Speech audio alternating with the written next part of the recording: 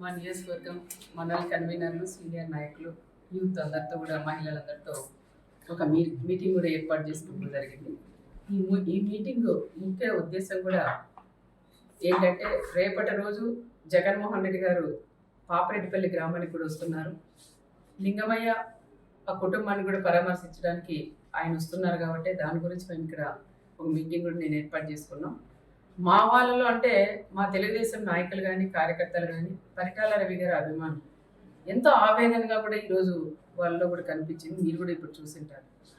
జగన్ రెడ్డి వస్తున్నారు, ఆయన హెలికాప్టర్ దిగకూడదు, మేము చుట్టుముట్టి మళ్ళీ తిరిగి ఎన్నిక పంపిస్తామని వాళ్ళ ఆవేదన కూడా ఈరోజు చెప్పింది కూడా జరిగింది. ఎందుకంటున్నారంటే, ఆ రోజు పులివిందలకి పరిటాల రవి అని వెళ్ళినప్పుడు అడగడగినా చెక్ చేసి ఆయనకు ప్రాణహామీ ఉండదని తెలిసినా అడగడగినా చెక్ చేసి కేవలం 3 బండ్లు మాత్రమే పంపించి అక్కడ కోర్టులో కూడా హాజరైనారనే విషయం చాలా మందిలో ఆ రోజు తిరిగి వెళ్ళిన వాళ్ళందరికీ, పరిటాల రవి గారితో ఎవరైతే వెళ్ళారో వాళ్ళందరికీ కూడా ఆవేదన, ఆ బాధ అనేది ఈరోజు కళ్ళకు కట్టినట్లు కూడా కనిపించింది. మరి ఈరోజు మన రామగిరి మండలానికి వస్తున్నారు, మన ప్రాంతానికి వస్తున్నారు, ఆయన రాకూడదు, మీరు నో అని చెప్పొద్దండి అని నన్ను గట్టిగా కూడా నిలదీస్తున్నారు. అయినా ఈరోజు మా నాయకుడు చంద్రబాబు నాయుడు గారు మాకు ఒకటే నేర్పించారు. ఆయన చావుదానికి వస్తున్న చావుదాన్నే ఒక రాజకీయంగా లింగమయ్య అనే వ్యక్తే కనీసం ప్రకాష్ రెడ్డి అనే వ్యక్తికి కూడా తెలియదు. లింగమయ్య ఫ్యామిలీ కూడా తెలుగుదేశంలోనే ఉండేవాళ్ళు. వాళ్ళ పిల్లలకు కూడా ఉద్యోగాలు కూడా ఆ రోజులు ఇప్పించింది కూడా మేమే అని కూడా మేము చెప్పుకోవచ్చు. కానీ కొన్ని సందర్భాల్లో పార్టీలు కూడా మారిన తర్వాత అనుకోకుండా మన ఉగాది రోజు సంఘటన జరగడం, ఆ సంఘటన జరిగినప్పుడు ఒకరికొకరు కొట్టుకొని ఆ రోజు చనిపోవడం కూడా చాలా బాధాకరం. ఫస్ట్ జగన్ రెడ్డికిను ప్రకాష్ రెడ్డి గారు బాధపడిన వ్యక్తి నేనని కూడా చెప్పుకోవచ్చు. నా ప్రాంతంలో, నా మండలంలో ఈ విధంగా జరగడం అది చాలా బాధాకరం అని కూడా మేము చేసాం. అది మామూలుగా సాధారణంగా గొడవపడి చనిపోవడం తప్ప అది ఒక ఫ్యాక్షన్ మర్డర్ అయితే కాదని ప్రత్యేకంగా నేను కూడా చెప్తున్నాను.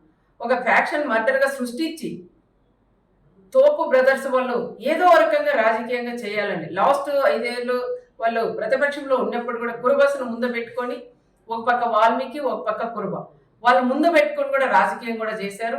మళ్ళీ వాళ్ళు ఎమ్మెల్యే అయిన తర్వాత పాపం వాళ్ళు పట్టించుకుని పాపాన్ని కూడా పోలేదు. మళ్ళీ ఈరోజు వాళ్ళు ప్రతిపక్షంలో ఉన్నారు కాబట్టి వాళ్ళకి దొరక 9 నెలల తర్వాత ఆయన లింగమయ్య చనిపోయాడు కాబట్టి ఆ లింగమయ్యని ఒక రాజకీయంగా వాడుకొని ప్రకాష్ రెడ్డికి కూడా ఆయన జగన్ రెడ్డికి కూడా పరిటాల కుటుంబం వాళ్ళు ఈ విధంగా చంపారు, ఒక ఫ్యాక్షన్ మర్డర్ అని చెప్పి ఈరోజు ఆయన్ని ఇక్కడ తీసుకొని రావడం అది ఎంతవరకు సహజమని కూడా కనుక్కోవాలి. ఒకసారి జిల్లాలో ఉండే మాజీ ఎమ్మెల్యేలు అందరూ ఉన్నారు, మాజీ మంత్రులు ఉన్నారు, మా కుటుంబం గురించి కూడా అందరికీ కూడా తెలుసు. కానీ ఈరోజు ఆయన్ని వీళ్ళు వచ్చేదానికి ధైర్యం లేక, ప్రకాష్ రెడ్డి వాళ్ళు వచ్చేదానికి కూడా ధైర్యం లేక ఈరోజు ఆయన్ని పిలిపేయడం అది ఎంతవరకు ఒక్కసారి కనుక్కోవాలా. ఆయన జగన్ రెడ్డి కూడా తెలుసుకోవాలా, అది ఫ్యాక్షన్ మర్డరా, మామూలుగా జరిగిన మర్డరా, ఇది ప్రకాష్ రెడ్డి ఏమైనా రాజకీయంగా వాడుకుంటున్నారనే విషయాలు వాళ్ళు కూడా తెలుసుకునే బాధ్యత ఒక మాజీ సీఎం గారికి కూడా ఉంటుంది. కానీ ఆ రకంగా కాకుండా వీళ్ళలో విభేదాలు పెట్టుకొని ఓ పక్క మాజీ ఎంపీను, ఓ పక్క మాజీ ఎమ్మెల్యే వీళ్ళిద్దరి మధ్యలో గొడవలు పెట్టుకొని నేను తీసుకురాలా, నువ్వు తీసుకురాలని ఎక్కువ పట్టింపుతో ఈరోజు ఆయన కూడా తీసుకొస్తావు. ఓకే తీసుకురండి, నేను వద్దని చెప్పండి. తీసుకొచ్చిన తర్వాత పాపరెడ్డిపల్లికి వచ్చిన తర్వాత కనీసం ఆ కుటుంబాన్ని పరామర్శించి రెచ్చగొట్టి మాట్లాడుకోకుండా ఆ కుటుంబానికి కూడా న్యాయం చేసి వెళ్ళమని నేను మాజీ సీఎం గారు కూడా చెప్తున్నాం. మా బీసీల నియోజకవర్గం మాది, మరి మీరు బీసీలను అడ్డం పెట్టుకుని రాజకీయం చేస్తున్నారు మీ ప్రకాష్ రెడ్డి వాళ్ళు. మరి రాప్తాన్ నియోజకవర్గం ఎల్లుండి రేపు వచ్చినప్పుడు నువ్వు కూడా ఒక బీసీకి ఇన్ఛార్జ్ ఇచ్చి కూడా పోవాలని ప్రత్యేకంగా నేను జగన్ రెడ్డిని కూడా నేను కోరుకుంటున్నా. నాకన్నా ఎక్కువ ఈ ప్రాంతంలో ఉండే ప్రజలందరూ కూడా అదే కోరుకుంటున్నారు. మా మంత్రి గారు కూడా మాట్లాడినారు, నీకు అంతగా బీసీల మీద నీకు ప్రేమే ఉంటే మరి నువ్వు వస్తావు ఈ నియోజకవర్గానికి వచ్చినప్పుడు, ఈ ప్రాంతానికి వచ్చినప్పుడు నీకు దమ్ము ధైర్యం ఉంటే రేపు ఒక బీసీని అభ్యర్థిగా నువ్వు ప్రకటించగలవా అని నేను కూడా జగన్ కూడా నేను అడుగుతున్నాం. కేవలం ఇది మామూలు హత్యని ఒక ఫ్యాక్షన్ హత్యగా మీరు ఇది తీసుకురావడం అది కరెక్ట్ కాదని మరొకసారి నేను కూడా తెలియజేసుకుంటూ, ఏది ఏమైనా మా వాళ్ళందరితో కూడా ఇప్పుడు నేను మాట్లాడి నిర్ణయం తీసుకొని సమన్వయం పాటించండి. వీళ్ళు గొడవలు పెట్టి కక్షలు పెట్టి ఏదో విధంగా మనల్ని గొడవల్లోకి లాగుతున్నారు. దయచేసి వాళ్ళ ఉచ్చులో పడొద్దండి. దయచేసి అలాంటి వాళ్ళని నమ్మొద్దండి. దమ్ముంటే మీరు మా జగన్ని ఆపగలరా అంటారు.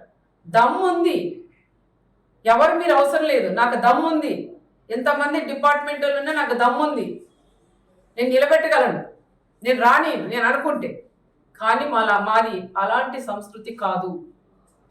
మేము రమ్మనే ఆహ్వానిస్తున్నాం. వచ్చి ఆ కుటుంబాన్ని పరామర్శించి రెచ్చగొట్టి మాట్లాడుకోకుండా ఆ కుటుంబానికి కూడా సహాయం చేసుకోమని మేము కూడా చెప్తున్నాం.